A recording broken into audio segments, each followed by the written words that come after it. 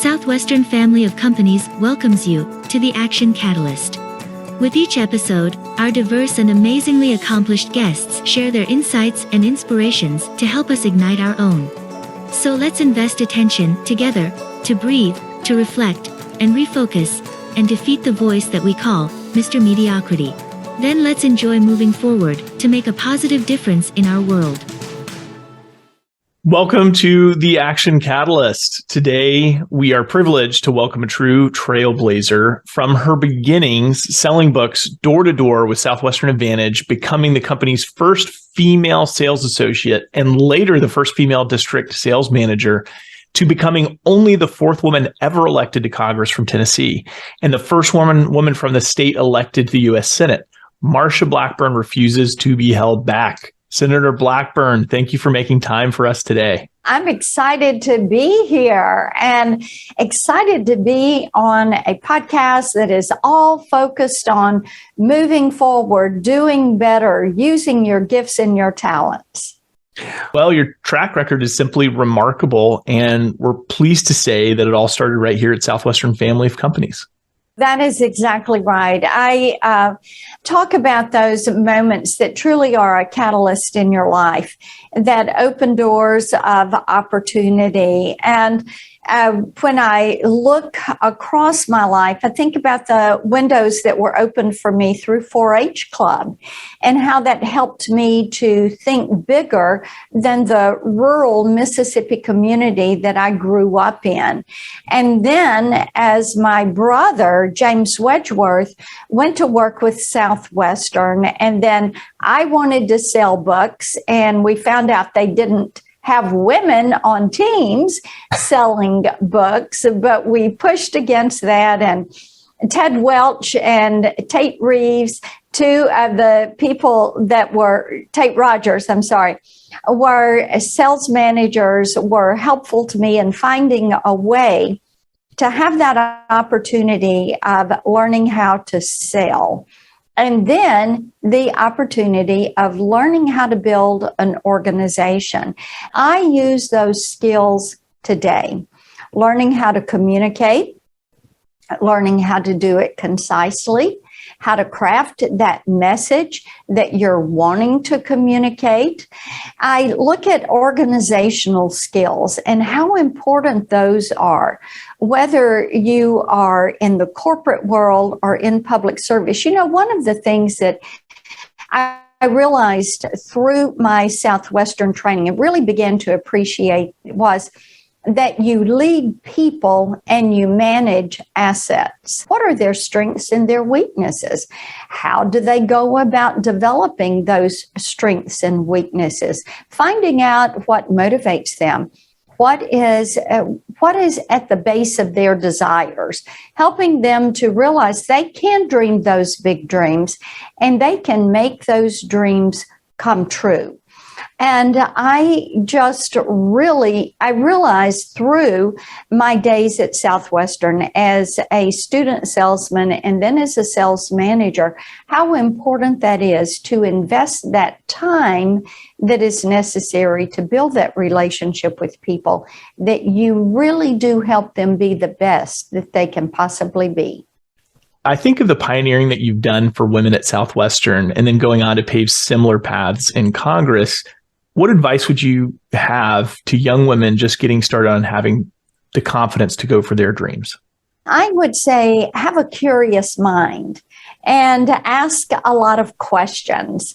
And during my time selling as a student salesman, I realized the importance of asking questions. There is no such thing as a dumb question, and there is no such thing as a failed test, because you're always learning, and you want to have that curious mind that causes you to question things. How did this happen? Why did it happen? Why did it happen when it did and not earlier or later? And whether it's events or whether it is science or whether it's medicine, the field that you're studying or looking at, just have that curious mind. And then the next thing is don't accept no if somebody tells you you can't do something, you probably can. And it's probably going to be up to you to figure out how to do that. And you look at some of our great innovations and some of our nation's great innovators or the world's great innovators. And they refused to accept no or to hear you can't do that, and looked for a way to make that happen. After learning how to build your own business in Southwestern Advantage and then serving as director of retail fashion and special events for a regional department store, you founded your own business, Marketing Strategies, which focused on retail marketplace plus electronic and print media. What skills did you pick up during that time that served you later in your political life?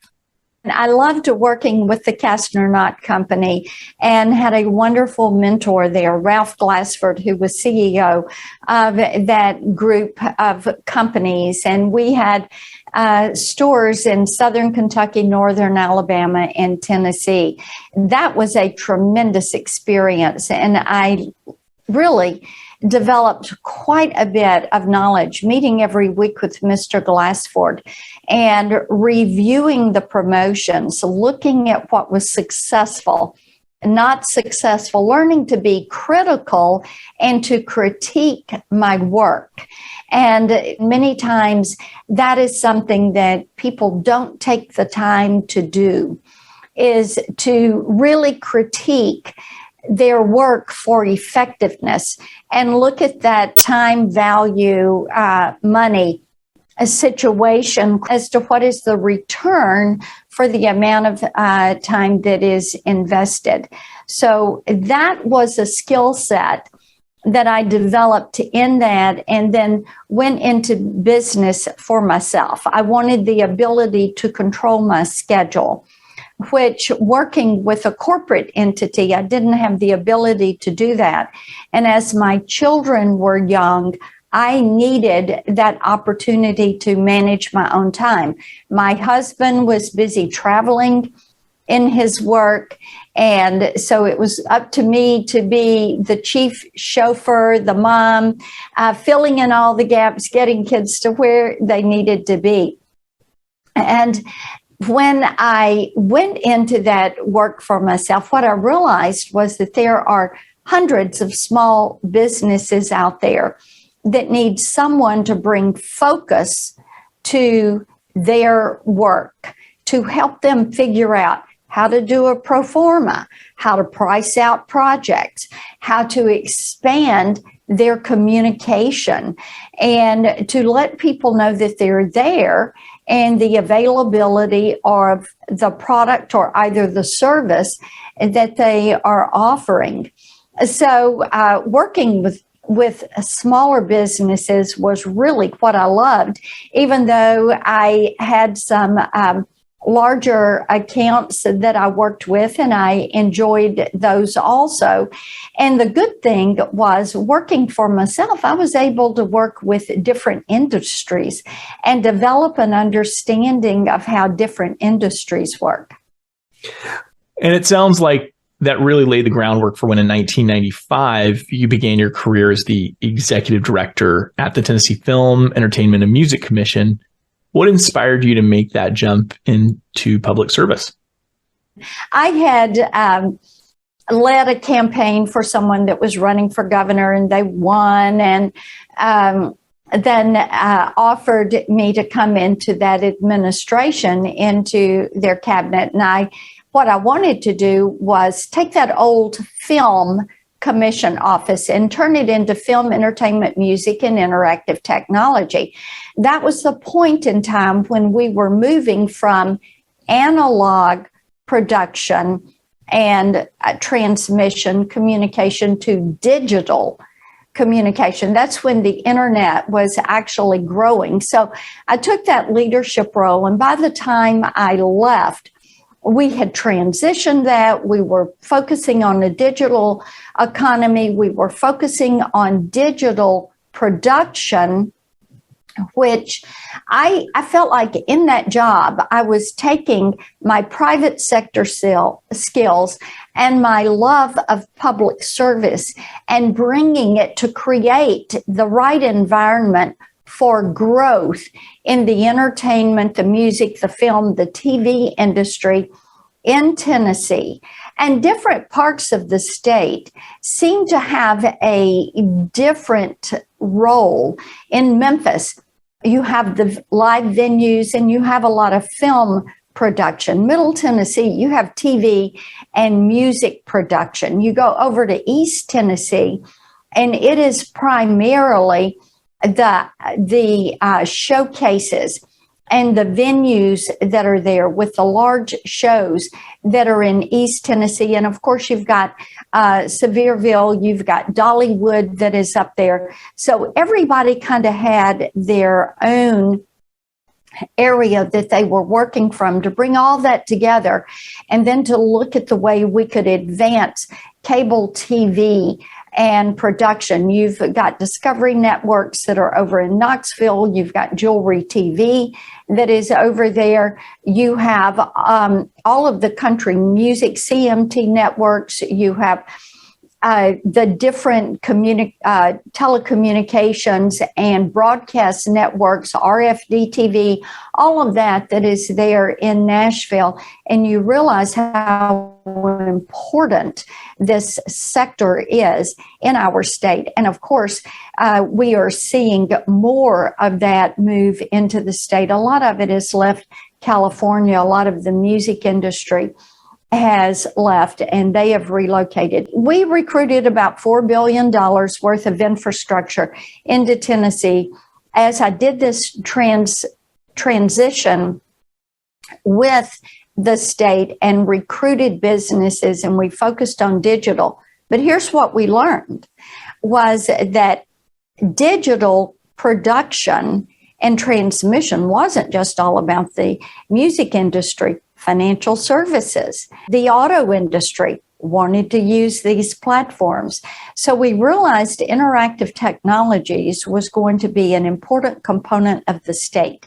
And when you look at the state today and you look at the economic drivers in our state, especially in the Middle Tennessee region, what do you see? You see these interactive technology applications that are working in every industrial sector in our state. And much of it came about because we had that good basis in those entertainment related industries. Wow. So obviously that helped provide an important bridge to running for Senate. What was it like to walk through those Senate doors? The first set of Senate doors were the state Senate. I led that 4-year battle, not days, weeks, months, but years, 4 years to defeat the imposition of a state income tax, which has probably been the main driver for the growth in our state. So I led that fight. We were successful in that and went into the state Senate intending to work on small business issues, then went to Congress and served in the U.S. House for 16 years, where I really developed a reputation for carrying forward, looking for that reworking taxes, working on our commercial, our energy and commerce issues, and then won that race for the U.S. Senate. And what an amazing opportunity that is to work with people all across the state and look at how we make certain that Tennessee is the very best place in the country to live, to work, and to rear your family. From the state Senate to House of Representatives to U.S. Senate, what are the major differences between operating at each of those levels? When I was in the state Senate in Tennessee, we really focused on what happened within the borders of the state and how was tax policy going to affect that? How was state-based regulation going to have an impact? going to the U.S. House, you look at your district that you're representing. My district was middle to west Tennessee. So you look at the needs of those counties, whether they're a suburban area or whether it is a rural area. And your policy decisions are crafted for how that is going to affect that specific district.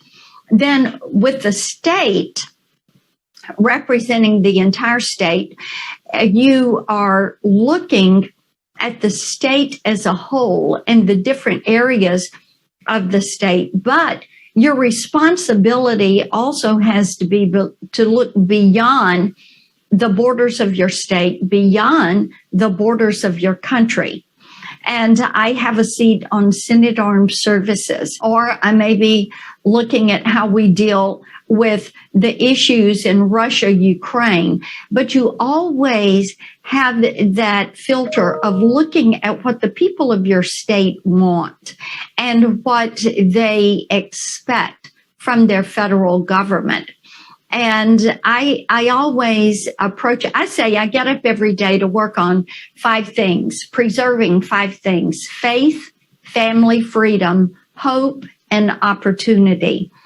And the decisions that you make, I say, how is it going to encourage our faith and strengthen our families and broaden our freedoms, strengthen those freedoms? How will it allow hope for today, tomorrow, and future generations? And how does it affect opportunity for each and every American citizen? And so it means that with Senate Armed Services, we keep this nation strong. With judiciary, that we remain a country that it abides by the rule of law, and realize the importance of that. When it comes to commerce, science, and transportation, you're looking at how you increase opportunities for everyone. And Veterans Affairs, my other committee, how we make certain that we protect the men and women in uniform who have chosen to raise their hand, take that oath, and defend this country and our freedoms. If there's one central idea that you think would help steer the country in the right direction and keep us on the path to growth, what would that be? Constantly remember that we, the United States of America, we are a government of the people, by the people, and for the people. It's important to realize that our founders did not spell people in small case letters. It is a formal noun. That is us, the citizenry, the people. And it is important for us to realize that, and the strength that comes from that. We're the leader of the free world. If the United States does not show up to fight for freedom, if it is the people of this country that do not choose to fight for freedom, then there will not be someone show up to fight and defend this nation, because we are a government of, by, and for the people. Senator Blackburn, you're an inspiration to myself, to women across the country, and to our listeners here at the Action Catalyst. Thank you for investing the time in us, and we truly appreciate it. Thank you so much. Take care. If you enjoy this podcast, please make sure to subscribe. And to stay updated on everything that the Action Catalyst is up to, make sure to follow us on Facebook and Instagram at Action Catalyst Podcast, and on Twitter at Catalyst_Action. And thanks for listening.